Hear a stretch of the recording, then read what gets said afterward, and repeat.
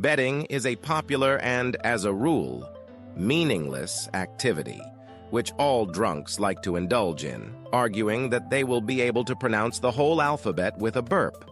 But there are also epic arguments that influence the course of human history and, in some ways, even change the world. Don't believe me? It may seem that gambling and PhDs are not compatible, but in fact, people who develop a cure for cancer and create deadly laser beams often start large-scale scientific projects just to win a bet. They do it so often that Wikipedia has an entire article devoted to it. With such an introduction, we smoothly moved to the history of the creation of such a scientific field as nanotechnology, the science responsible for the creation of microscopic mechanisms, the range of use of which is quite wide, from various skin creams to underpants.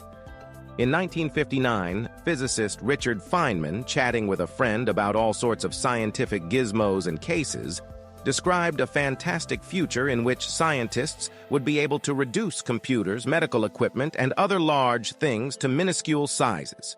Recall that at the time, computers were about the size of a house and powered by whale oil, so the prospect expressed by Feynman was considered ridiculous, and the scientist himself an idiot.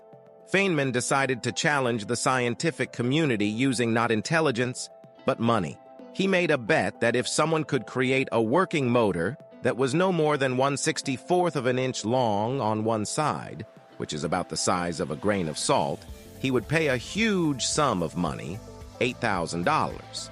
He may have realized later that he had overreacted, but time passed and no great inventors loomed on the horizon.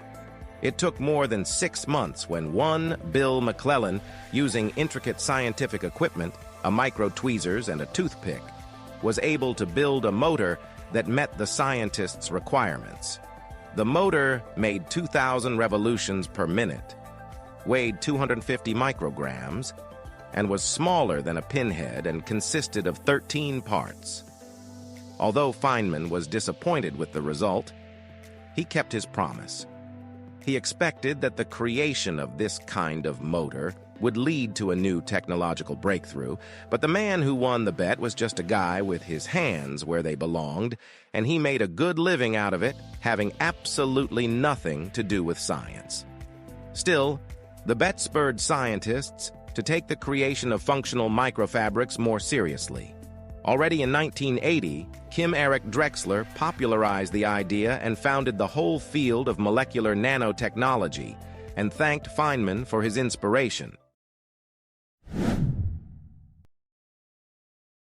Many stories, recognized as worthy representatives of classic literature, saw the light of day only because their creator was once told, "Hey you pathetic graphomaniac, you can't write anything worthwhile." Where to start? For example, with Theodore Seuss Geisel, who rose to fame after becoming a PhD in nursery rhyme. By the late 1950s, he had already written several successful stories for children, including a touching tale of an ugly goblin with a huge heart. One day in 1960, Seuss was on the hunt with his publisher, Bennett Cerf, when the latter decided to challenge the writer and bet $50 that Dr. Seuss couldn't write a sensible story using 50 different words or less. I wonder what goes through a man's mind when he speaks aloud in a negative way about the mental faculties of an interlocutor who is holding a loaded gun at that moment. Seuss, contrary to Cerf's expectations, concocted a story that could well have fit into 2 tweets. The result was the book most English speakers know today, Green Eggs and Ham. Subsequently, this children's story became not only one of the most popular, but also one of the best-selling. But let's move from childish babble to a more serious conversation. How about old Hemingway? The author of incredible short stories and avid boozer was just sitting at a bar one day when some guy bet $10 that he couldn't write a story of 6 paltry words. Hemingway had drunk enough by then to have good spirits and creative inspiration, so he accepted the challenge and wrote, "For sale, Baby shoes, never used. The writer probably spent the $10 he won on booze, and the story he later called his best work. Even today, this short story inspires other authors to write fascinating stories using a minimum of words.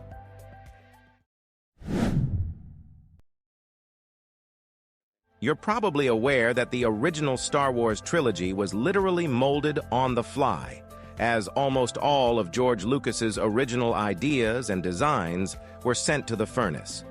Steven Spielberg, who is on friendly terms with the director of the cult saga, said that the latter was extremely dissatisfied with his brainchild, for his crazy plans were not realized, so he made a bet with Spielberg betting on the failure of Star Wars. In an interview, Spielberg told of how Lucas once stopped by the set of a movie called Close Encounters of the Third Degree, which was to be released at the same time as Star Wars. Lucas did not have time to praise the scale and splendor of Spielberg's not-yet-completed work and predicted his Star Wars absolute failure. Comrades decided to make a bet. If the box office receipts of Star Wars will exceed the box office receipts of Close Encounters, Spielberg will receive 2.5% of the revenues of the movie Lucas for the rest of his life, and vice versa. Close Encounters of the Third Degree grossed a total of $337 million, while Star Wars spun off into a franchise whose total profits were 65 times the box office receipts of Spielberg's film. And even today, the revenues from it make good money. Spielberg admits that he still regularly receives checks in the mail with mocking signatures.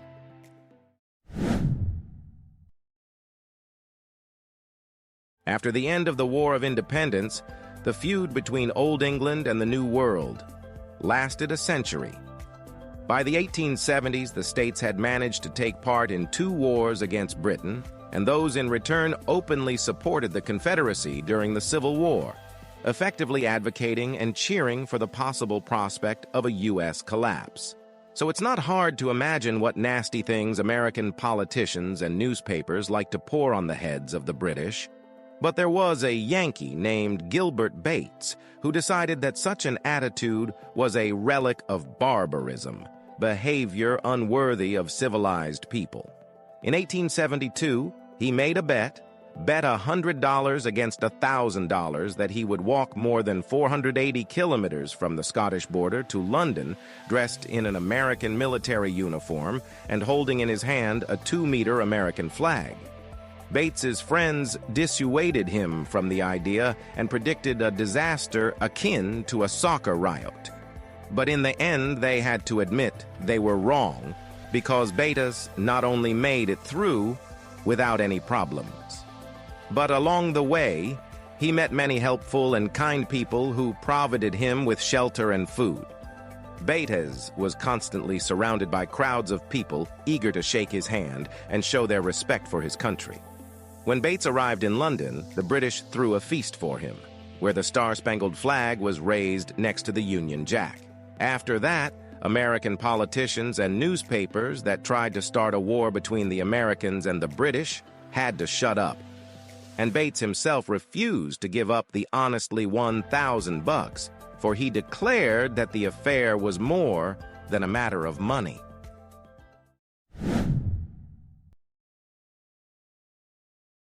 What can inspire a scientist to make great discoveries? Of course, the opportunity to make some money. The great Newton was also no stranger to human desires and passions, although we are getting a little ahead of ourselves.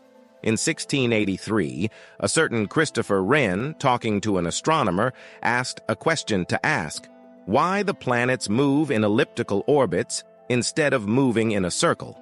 Neither the astronomer, who blushed and paled, nor the scientific world community gave him an answer to this question. Wren decided to make a bet. He bet 40 shillings, about $100, that in 2 months no one would be able to find an explanation for this phenomenon. That's when Sir Isaac Newton, who was obviously in dire need of 40 shillings, stepped in. He spent about 2 years studying the matter. Of course, he didn't get any money. but he delved so deeply into the matter that the knowledge and ideas he gained were enough to create the mathematical principles of natural philosophy. Philosophiae Naturalis Principia Mathematica.